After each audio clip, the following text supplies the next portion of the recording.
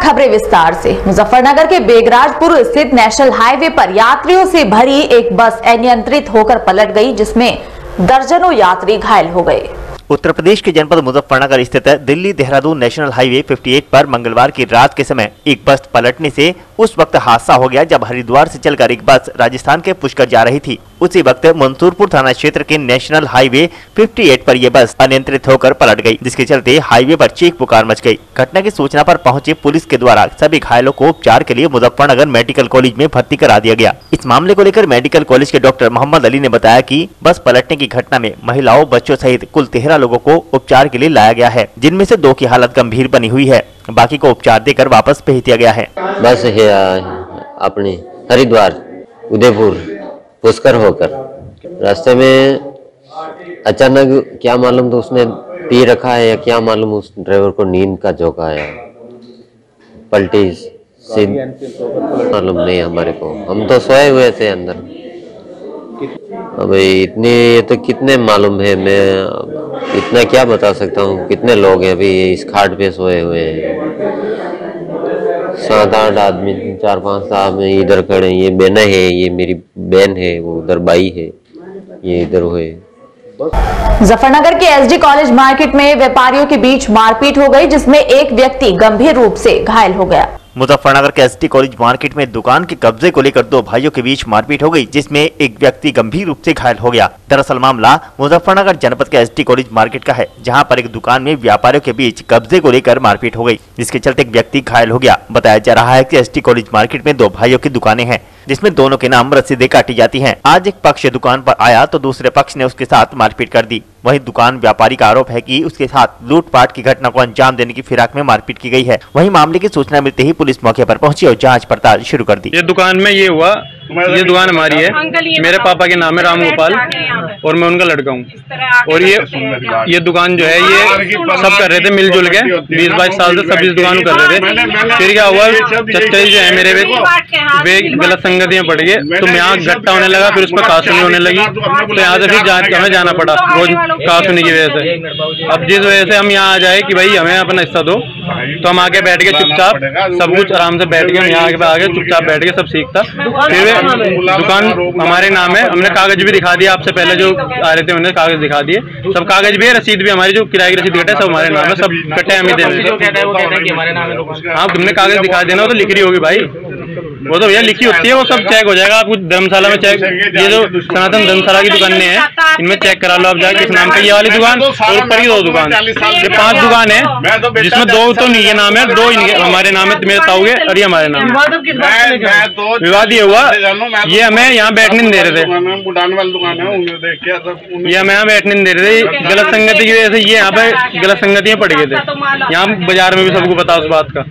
तो उस वजह से क्या हुआ, यहाँ पे हमें रोज कासुनी हुए थे इस बात पे कि भाई हम कह रहे थे अब बड़े हैं, मेरे बाबूजी उनके बड़े भाई हैं, तो वे कह रहे थे भाई ऐसा मत कर, यहाँ नुकसान हो रहा दुकान में।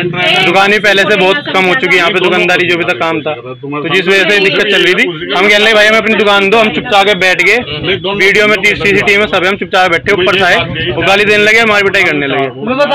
ये हुआ है जी भाई, तो सब सीसीटीवी में है, लूट का आरोप कुछ नहीं है, सब सामान देख लो, सही साफ लग रहा है।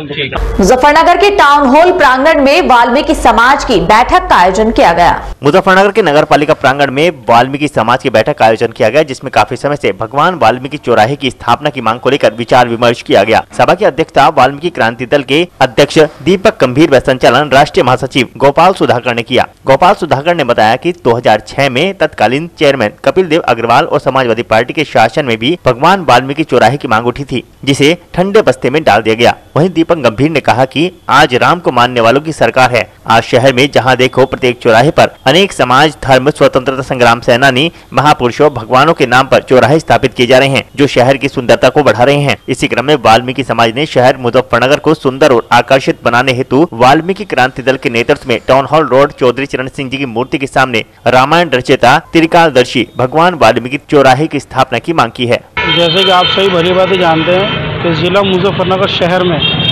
सभी धार्मिक स्थल है, शिव चौक भी है, अहिल्याबाई चौक भी है, वाल्मीकि चौक भी है, लेकिन भगवान वाल्मीकि चौक नहीं था। और वाल्मीकि समाज की काफ़ी समय से मांग चली रही थी कि भगवान वाल्मीकि स्मारक बने लेकिन शासन प्रशासन से कोई ध्यान नहीं दिया। लेकिन फिर भी हमने शासन प्रशासन को रजिस्ट्री के माध्यम से और फ़ोन पर भी और पर्सनल तौर पर उनसे निवेदन किया कि वाल्मीकि चौक की स्थापना होनी चाहिए। और इसी कड़ी में हमने कल 23 नवंबर दिन मंगलवार में भगवान वाल्मीकि चौराहे की स्थापना की और जल्द ही 2022 में जनवरी में भगवान वाल्मीकि मूर्ति की स्थापना भी की जाएगी।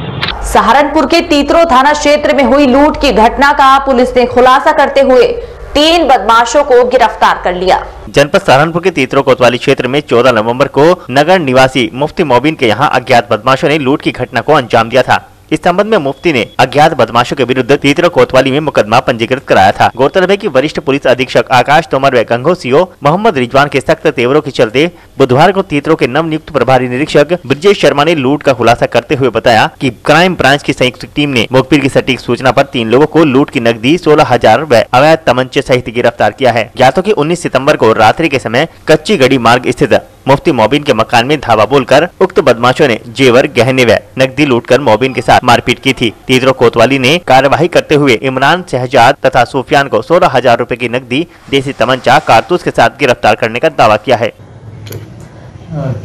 थाना तीतरो क्षेत्र में 19 सितंबर को कच्ची गड़ी मार्ग पर एक मुफ्ती मोबिन साहब के घर पर लूट की घटनाओं को अंजाम दिया गया था कुछ अज्ञात व्यक्तियों द्वारा।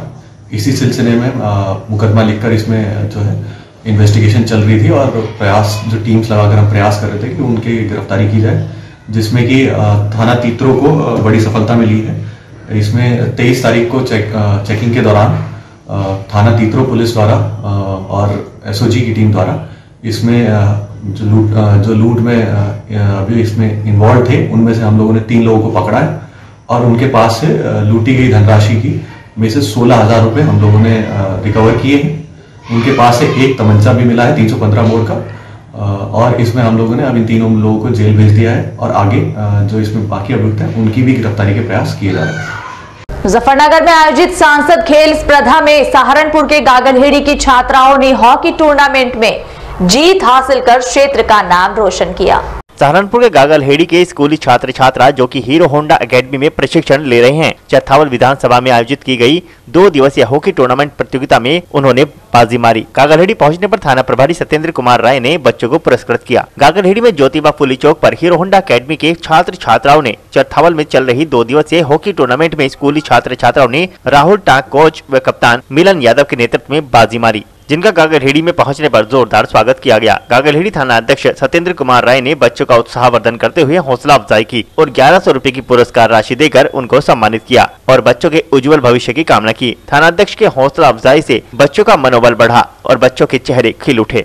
मुजफ्फरनगर चरथावल क्षेत्र के गांव बिरालसी में इंटरलॉक कार्य में धांधली का आरोप लगाते हुए किसान स्वाभिमान एसोसिएशन ने मुख्यमंत्री को संबोधित ज्ञापन जिला प्रशासन को सौंपा। मुजफ्फरनगर जनपद के विकास खंड चरथावल के गांव बिरालसी मुख्यालय पर किसान स्वाभिमान एसोसिएशन के द्वारा बिरालसी में हो रहे प्रमुख निधि से इंटरलॉकिंग कार्यों के मानक के अनुरूप जांच की मांग को लेकर सरकार द्वारा संचालित योजनाओं का लाभ धरातल पर पहुंचे, इसको लेकर मुख्यमंत्री को संबोधित ज्ञापन जिला प्रशासन को सौंपा गया। राष्ट्रीय अध्यक्ष अमरीश राणा द्वारा कहा गया कि ग्रामीण की प्रथम आवश्यकता होती है शुद्ध पेयजल। बिरालसी मुख्यालय व आसपास के गाँव में ग्रामीणों को शुद्ध पेयजल नहीं मिल पा रहा, टंकियों के पाइप जगह जगह खराब हैं, सरकार की खरबों की योजनाएं हैं, लापरवाही अधिकारियों की है। ग्रामीणों की दूसरी आवश्यकता होती है स्वच्छ ग्रामीण परिवेश, जिसमें बिरालसी मुख्यालय पर मेन बस स्टैंड, तालाब व कोऑपरेटिव सोसाइटी के पास तालाब में गंदगी का आलम है, जिससे ग्रामीण बीमार हो रहे हैं। ग्रामीण डेंगू बुखार की चपेट में है। इन तालाबों की सफाई अति आवश्यक है। ठाकुर अमरीश राणा द्वारा कहा गया कि हमारे नौजवान युवा को खेल के लिए आधुनिक मैदान की सख्त आवश्यकता है, जिसमें वे अपनी प्रैक्टिस करके बेल्ट की नौकरियों में जा सकें। ठाकुर अमरीश राणा द्वारा कहा गया कि बिरालसी व बिरालसा मौजा में चकबंदी चल रही है,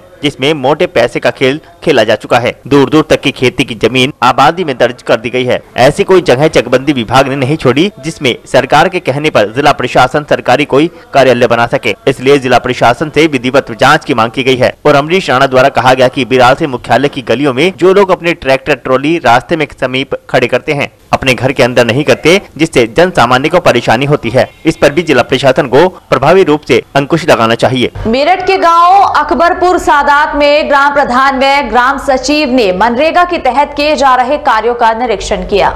मेरठ के अकबरपुर सादात में ग्राम प्रधान व ग्राम सचिव ने मनरेगा मजदूरों के कार्यों का निरीक्षण किया। आपको बता दें कि बुधवार को क्षेत्र के गांव अकबरपुर सादात में ग्राम प्रधान दीपक कुमार बंसल व सचिव सुशील कुमार ने मनरेगा मजदूरों के कार्यों का निरीक्षण किया, जहां मजदूरों को बताया गया कि कार्य साफ सफाई के साथ और सही तरीके से किया जाए। इस मौके पर राजपाल सिंह, अमरपाल सिंह, दीपेंद्र कुमार, पुष्पेंद्र कुमार आदि लोग मौजूद रहे। और आज के इस बुलेटिन में फिलहाल इतना ही। कल फिर हाजिर होंगे कुछ और नई खबरों के साथ। तब तक के लिए नमस्कार।